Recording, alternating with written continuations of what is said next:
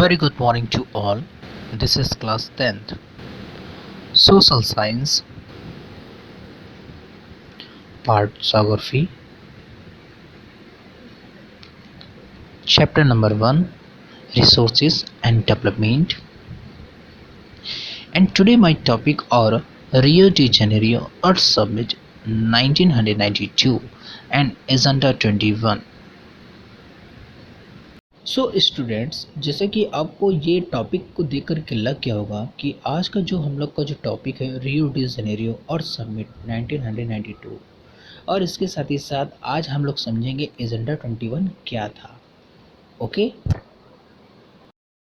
Students, जैसे कि आप यहाँ पे समझने वाले हैं रियो डी जेनेरियो और समिट 1992। ये समिट ब्राज़ील में क्यों किया गया था इससे आप समझिएगा। ओके, ये घटना है सिंस 1992 जून की। इन जून 1992 more than 100 heads of the states meet in the Rio de Janeiro in Brazil। यहाँ पर स्टेट्स का मतलब ये नहीं है कि कोई राज्य का मतलब ये नहीं हुआ कि उत्तर प्रदेश, मध्य प्रदेश, ऐसा कुछ नहीं। स्टेट्स का मतलब हुआ कि हर देश के जो कंट्रीज हैं, मतलब 100 देशों ने इसमें पार्टिसिपेट किया था। और ये समिट कहाँ हुआ था? रियो डी जेनेरियो में। The summit was convened for addressing urgent problem environmental protection and socio economic development at the global level. मतलब ये जब सम्मेलन जो हुआ था, इस सम्मेलन में लगभग 100 लोगों ने पार्टिसिपेट। यह सम्मेलन ब्राज़ील के शहर रियो डी जेनेरियो में प्रथम अंतर्राष्ट्रीय सम्मेलन माना जाता है।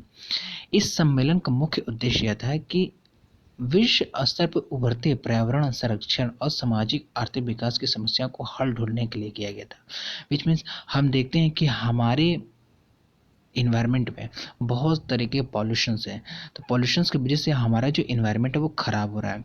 तो ये जब सम्मेलन हुआ था, सम्मेलन में 100 लोग पार्टिसिपेट किए, था इनका मुख्य उद्देश्य ये था इस सामाजिक आर्थिक विकास की समस्याओं को हल ढूंढने के लिए, मतलब जो सामाजिक आर्थिक जो विकास है उसकी समस्याओं को हल ढूंढने के लिए, और इसके साथ ही साथ जो हमारा पर्यावरण को संरक्षण, यानी हमारा जब पर्यावरण जब अच्छा रहेगा तभी तो हम लोग अच्छे से काम कर पाएंगे।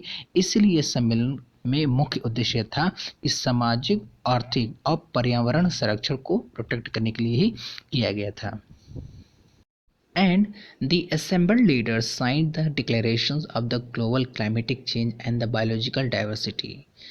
The Rio Convention endorsed the Global Forest Principle and adopted Agenda 21 for achieving subsistence development in the 21st century। अब क्या हुआ, जब ये सम्मेलन स्टार्ट हो रहा था तो मैंने आपको बताया कि 100 लोगों ने इसमें पार्टिसिपेट किया, यानी कि लगभग 100 देशों ने इसमें पार्टिसिपेट किया था। और इनका मुख्य उद्देश्य क्या था? सामाजिक, आर्थिक और पर्यावरण को संरक्षण करना था। जब इस सम्मेलन में जो लीडर्स थे वो जब एक साथ हुआ तो उन्होंने यह घोषणा की और घोषणा पत्र पे हस्ताक्षर किया। ये घोषणा क्या थी, पहले आप इसे समझिए। घोषणा यह थी कि सामाजिक, आर्थिक और जो हमारे परिवर्तन होने, यानी कि सामाजिक, आर्थिक और पर्यावरण संरक्षण को पर इस पे हल निकालने के लिए उन्होंने भविष्य में ऐसा कुछ ना हो, यानी कि उस समय की जो पॉल्यूशन थी वो दिन पर दिन इंक्रीज होती चली जा रही थी। तो ये सब का समाधान को लाने के लिए उन्होंने एक एजेंडा बनाया जिसका नाम था एजेंडा 21, जिससे आप आगे पढ़ेंगे। और इस घोषणा पत्र पे हस्ताक्षर किया और ये भी माना कि हमें अपने वन्य जीव को भी क्या करना है, सुधार करना है। और इस पे ये सहमति जब जताई और 21वीं सदी की पोषणीय विकास के लिए एजेंडा 21 को स्वीकृति प्रदान की। अब ये एजेंडा 21 क्या है इसे आप समझिए। Agenda 21, it is the declaration signed by the world leaders in 1992 at the United Nations Conference on Environment and Development, which means UNCED। जैसे कि आपने रियो डी जेनेरियो में देखा था कि जिसमें 100 देशों ने पार्टिसिपेट किया था, उनका मुख्य उद्देश्य क्या था? Social and economic problem and environmental protection. उन्होंने यह घोषणा की थी कि हमें 21वीं सेंचुरी के लिए हमें अपने एक एजेंडा तैयार करना है और उस एजेंडा पे क्या करना है, काम करना है। तो यह घोषणा 1992 में ब्राज़ील के शहर रियो डी जनेरियो के संयुक्त राष्ट्र पर्यावरण और विकास सम्मेलन के तत्वावधान में राष्ट्रीय अध्यक्षों के द्वारा स्वीकार किया गया था। अब इसका मुख्य उद्देश्य क्या था इसे आप समझिए। इनका मुख्य उद्देश्य यानी कि which means it aims at achieving the global sustainable development. It is an agenda to combat environmental poverty, disease through the global and cooperations and common interest, mutual needs and the shared the responsibilities।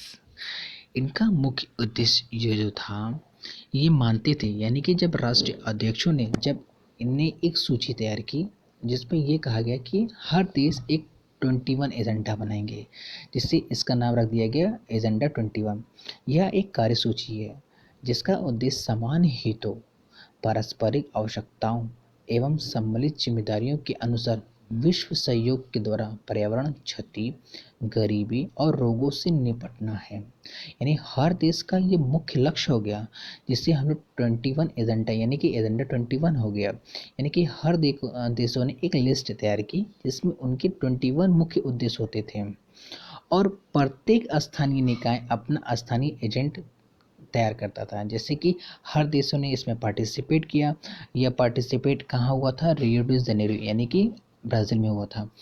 तो इनमें क्या कहा गया कि one major object of the agenda 21 is that every local government should draw the on local agenda 21 which means अब हर देश यानी कि मैंने आपको बताया था कि इसमें 100 हेड्स ऑफ स्टेट इसमें पार्टिसिपेट किए थे।